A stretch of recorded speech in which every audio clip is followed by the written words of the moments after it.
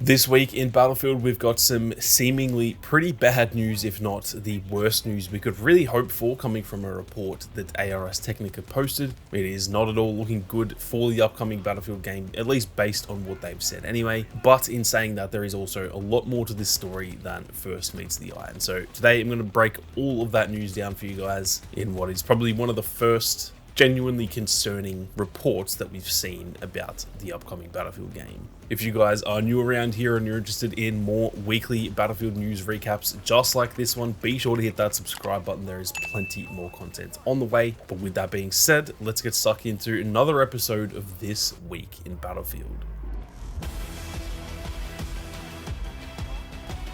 Now, I initially saw this news coming from Battlefield Bulletin, who essentially aggregated the news for us, but I have gone and since read through the article myself to see what's up, to make sure that this isn't just some bad quotes where the rest of the article is relatively positive. Unfortunately, that is not the case. The entire article is pretty much in the same vein as these tweets. And I think to start off, it is the easiest to just go through the tweets that Battlefield Bulletin put out, because they summarized it really well, with the sort of two main talking points being about sort of the culture of the studios at the moment, as well as some issues with the campaign. Now, their initial tweet said, ARS Technica claims that sources close to the upcoming Battlefield title have reported the project has faced culture clashes, ballooning budgets, and major disruptions that have left many team members fearful that parts of the game will not be finished to players' satisfaction in time for launch during EA's fiscal year before April 2026. According to these first-hand accounts, the changes have led to extraordinary stress and long hours, with people burning out and needing to take leave. It's said that EA leadership has also made major structural and cultural changes to how Battlefield games are created to ensure it can release titles of unprecedented scope and scale, as they want to hit 100 million players with the next game.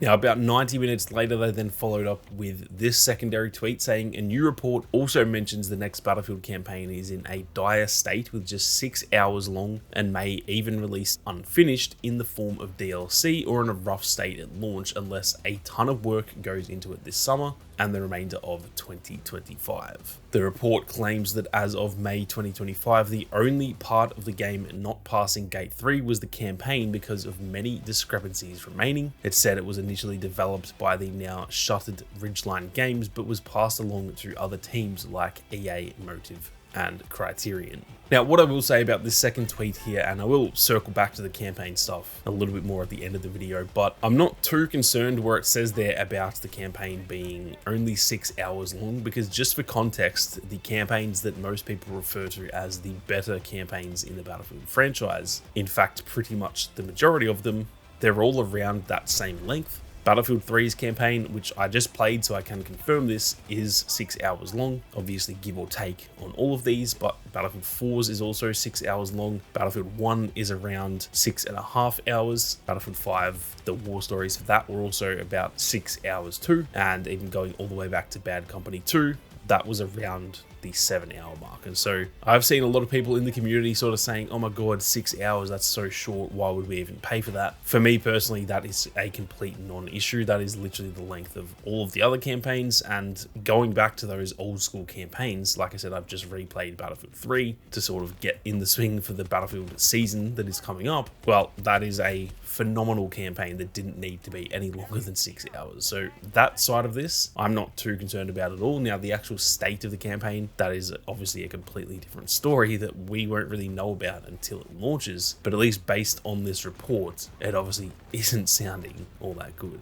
Now, anyway, I did go back and read the entire article myself again, just to sort of make sure that this wasn't just a few quotes taken out of context, and there is some very interesting stuff throughout this article. I'll leave a link in the description if you guys want to read it for yourself. It is pretty damn long, but it is a very interesting read nonetheless. But just to kind of summarize some of the other key points, one of the main things that they mentioned in there is that, like I mentioned in that initial tweet from Battlefield Bulletin, there is reportedly very long hours and a lot of stress at EA when it comes to its studios like DICE, Criterion, Motive, and all those studios, with a lot of people apparently burning out and taking exhaustion leave. Now, there's mentioned in the article, this isn't just leave of like a week off. There has been reports of some people taking up to 9 months off work because they are simply so burned out and they are essentially mentally exhausted. Now, again, it is worth noting that with any article like this where it's almost a bit of an inside scoop, it's hard to say how valid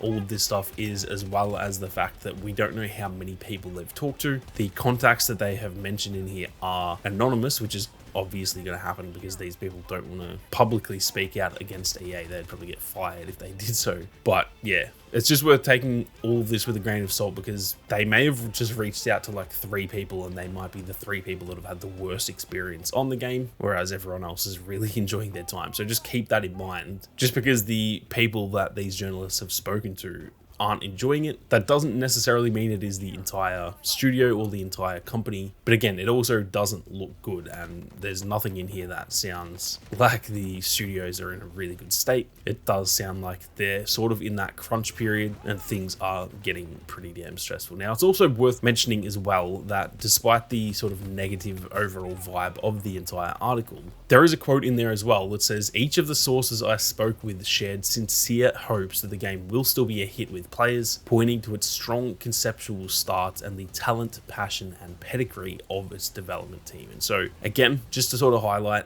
even though there are all these issues apparently within these studios, it's not like it's doomsday. Not all of these people are saying like, oh, this is terrible and I hate my job and I want to quit and the game sucks. It's not as bad as it initially sounds. Even the people that were essentially interviewed for this article, even those people are still saying they are still very hopeful about the game and stuff. So I just wanted to highlight that again. The rest of what we're going to go through and what we've gone through so far, it is very negative. It doesn't sound great, but I just kind of want to reiterate that it isn't doomsday. It's not like the game is just doomed because of this article. It is enough to make us a little bit concerned, but I don't think that we should be at panic stations or anything like that. Now, something else that is a big talking point throughout the article is that sort of 100 million players number that was mentioned in the tweet from Battlefield Bulletin. There is a lot more talk about that in the article, and the fact that pretty much no one within DICE or the supporting studios believes that that number is attainable other than the higher up. So pretty much the majority of the devs that they've spoken to, the actual people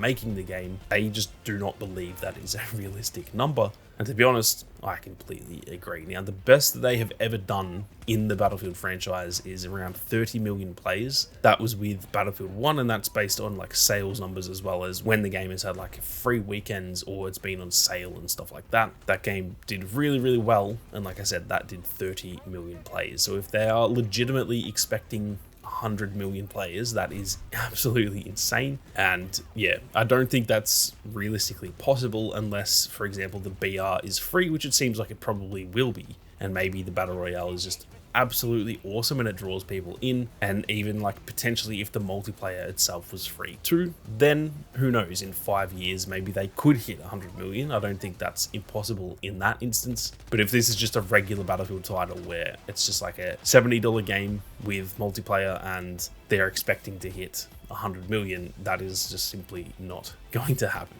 Now, this whole 100 million player goal from the higher ups has led to sort of blowing the initial budget out of the water, as EA are expecting very big things, but apparently that's not really helping. It just means that they are spending a lot of money on the game, and we all know that that can generally end pretty poorly, because obviously if the game launches and it sucks and the game is just a bust and they've spent all of that money, apparently the budget is over $400 million now. If the game's a bust, then the downside to that is they've already spent so much on it, they will probably sack a lot of people. We've seen that so much in the gaming industry. Even just this week, I think 9,000 people were let go from Microsoft. And so the budget thing is a bit of an issue as well. It's a bit concerning that they've spent that much. Now, for me personally, I don't care how much they spend. It's not my money, and they're worth about 60 something billion dollars. So I personally couldn't care less. Spend all of your money on it and make it good. But obviously the downside is if it does flop, that is not good for anyone involved. Now, apparently part of what has caused that budget to sort of balloon is that we all know Ridgeline Studios and their situation where they were essentially shut down after they were seemingly meant to be handling the campaign. And that is not only where the budget is kind of going wrong, but also that is where the sort of state of the campaign is apparently lacking, which definitely makes a lot of sense. Now, Motive, Criterion, and DICE have apparently had to pretty much start the campaign almost from scratch back in 2023 when that happened with Ridgeline Studios, because apparently all the work that Ridgeline had done, it was going to be a lot of work for them to be able to take all of that on, and there was all these other separate issues. Again, it's worth reading the entire article, but yeah, they essentially had to start almost from scratch, causing them to essentially be about 2 years behind where they should be when it comes to the campaign. And so that is another pretty big issue, which I think is probably the most concerning part about this entire story, that they sort of mentioned they don't know if the campaign will actually be ready in time for launch, because apparently the multiplayer side of it and even maybe the BR side of it is all in a decent enough state, but the campaign is genuinely lacking, and that is obviously not good at all. Now, there is also apparently a bit of a culture clash between DICE Stockholm and the US studios. Now, knowing from Battlefield and even from my time covering Battlefront and knowing the developers in Sweden as well, I know that DICE Stockholm are much more relaxed in how they approach their work. For example, in Sweden, they generally take a whole month off over Christmas. There are usually other holidays throughout the year, albeit a bit smaller too, but they don't really seem to have that like crunch culture over there. Not only just in Sweden, but just like in a lot of European countries in general. It's not to say that there is zero crunch over there, but when you compare it to the US, it seems like it is a much less common thing, where in the US it's more like people there are just cogs in a wheel that is the like crunch culture of America. Being in Australia, I know it's a little bit the same here, because the culture between America and Australia is relatively similar, and so apparently that is causing a bit of a rift between these studios, because they are obviously very different culturally, but they're all trying to work together. And apparently the sort of overlords from the US are almost telling the Stockholm team to do stuff that they're not really used to, and that is causing a little bit of tension and, like I said, some rifts between these studios, because each of them sort of have different expectations of how they should be making this game.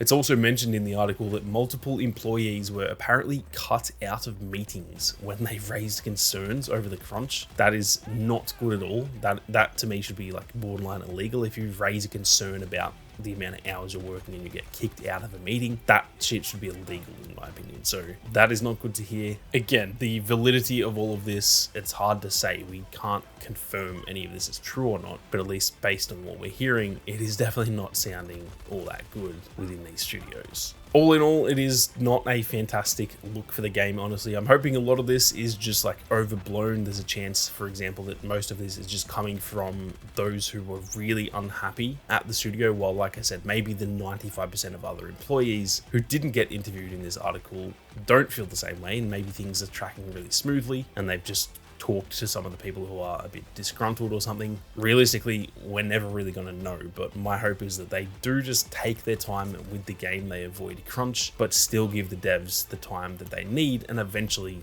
launch the game in a good state. I think the issue here is that they seem to be trying to rush it out. That is not a good thing. We know the Battlefield games launch pretty poorly, and this one cannot afford that, and so I really hope that they just take their time with it. If all of these issues are legitimate, genuinely just delay the game, slow things down, and get it right before you officially launch the game. This is really the first like proper bad news we've had about this game. Everything else in the lead up has seemingly been pretty positive, other than maybe the unlocked weapons and stuff that we've heard about, but I really hope things don't unravel from here. Now, we are in July at this point, so realistically within the next like 6 weeks we are definitely going to get a proper reveal for the game, and we might get some more clarity on how it looks when it's launching and whether or not we need to hit panic stations. If it all looks and sounds and feels good, if it's maybe launching next year, even though that would suck, I think that would be good to have a delay. Then at that point I'm probably not stressing out, whereas let's just say they reveal it and it's launching in like October, then I'm not going to lie, I'd probably be starting to be a little bit concerned. So it is going to be a telling month or so ahead. Obviously we don't know when they're going to reveal it, but it will be sometime soon, and eventually all will be revealed with the upcoming Battlefield game. But that is going to do it for another episode of This Week in Battlefield, guys. Thank you all very much for watching. You guys have a great day, and I'll see you all out there on the battlefield.